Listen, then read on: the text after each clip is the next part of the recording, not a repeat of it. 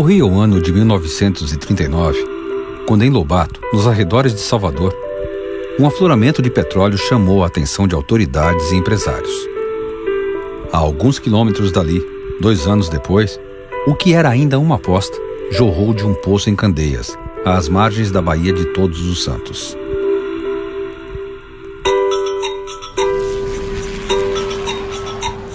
Dez anos depois, na década de 1950, a Segunda Guerra Mundial deixaram uma lição.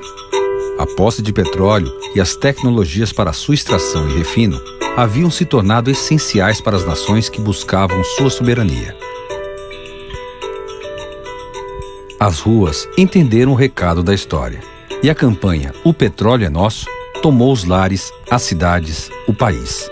E não parou até que o presidente Getúlio Vargas, em 3 de outubro de 1953, assinasse a fundação da Petrobras. A partir daí, milhares de trabalhadoras e trabalhadores brasileiros construíram essa história. Trabalhar e aprender ao mesmo tempo. A frase do general Juracy Magalhães, o primeiro presidente da Petrobras, resume muito bem o espírito dos primeiros anos.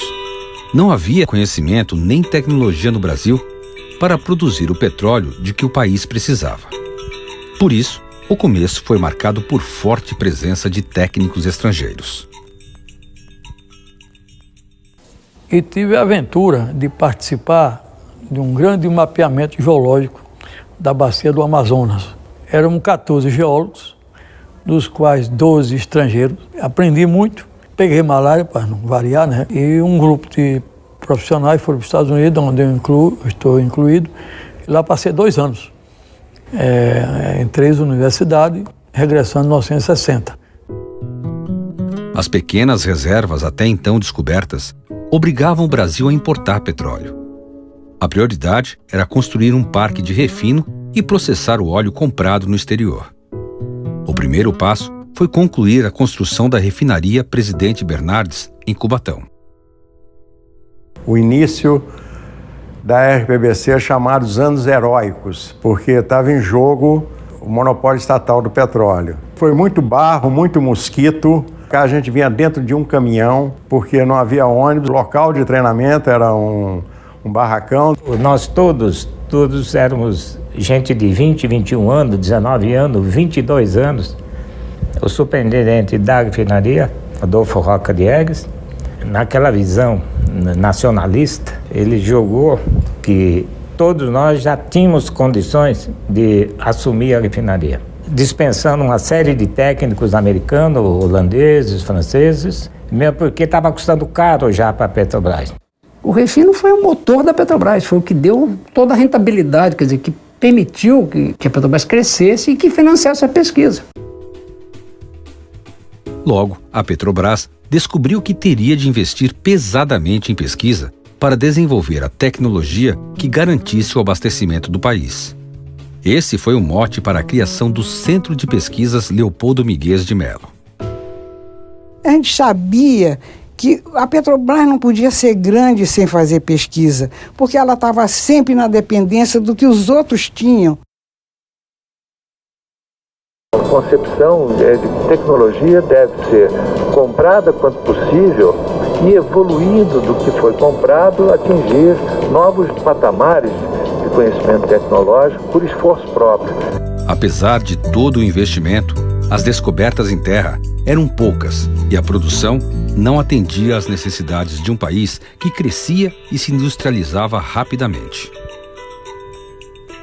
Buscar petróleo no mar era uma possibilidade.